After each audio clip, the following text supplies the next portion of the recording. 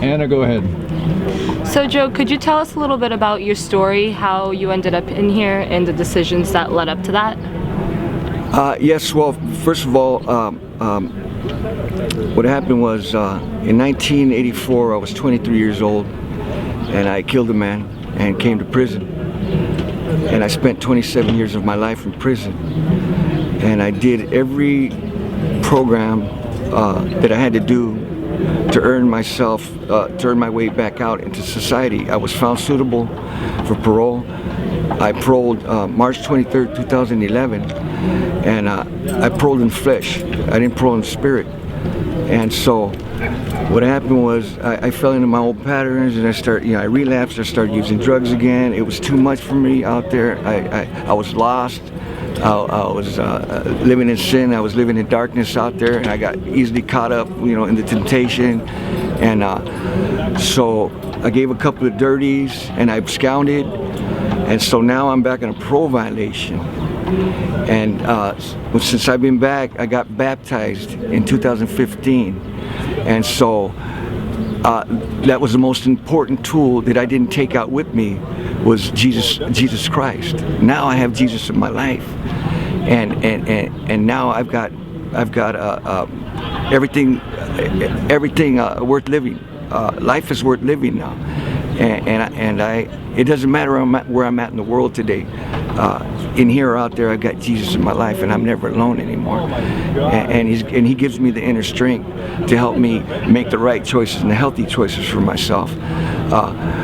My mother passed away while I've been gone. She lived to see me get out from that life term, but she passed away a couple of years ago, and there was no drugs in here or anything. My drug was, I used the scriptures for comfort, and that helped me cope with my mother's passing, and it gave me strength. And Jesus has been so good to me. God's been so good to me. He's revealed so many things to me. I had a dream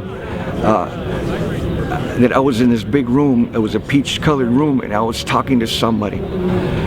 And there was no roof on the ceiling, and there was clouds moving around. And a voice from heaven I heard a voice from heaven tell me that your mother's safe here with me. It's going to be okay. So I know Jesus is real, and I know God is real, and I'm just happy and glad that He's in my life now. And do you have any more family out there that's waiting for you for when you get out on parole again?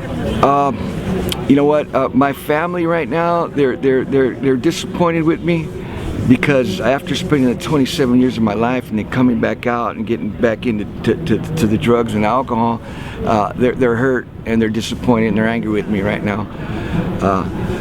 But no, I don't right now. Is there anything you would like to say to your family, if you could? Yeah, I would like to tell my family that, I'm very, very sorry, and I apologize, and I'm asking for your forgiveness. If you would please forgive me for my irresponsible behavior. And I was lost in sin, I was lost in darkness, and but this time I've got Jesus in my life, and it's going to be different.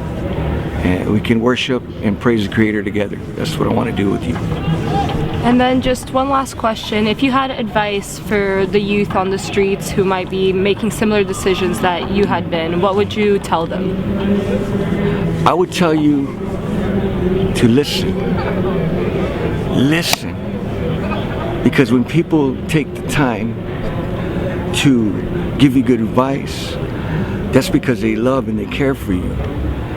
And if I would have only listened, I probably wouldn't be here today. I know I wouldn't be here today. So when somebody takes the time to tell you something good, just take the time, stop and listen. Because a true friend doesn't offer you drugs or alcohol. A true friend wants to see you succeed in life and wants to see you move forward with your life.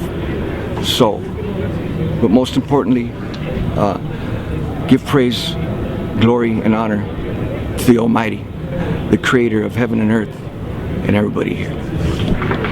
Thank you so much for sharing with us today. Okay. Thanks, it was a pleasure. Okay, thank you.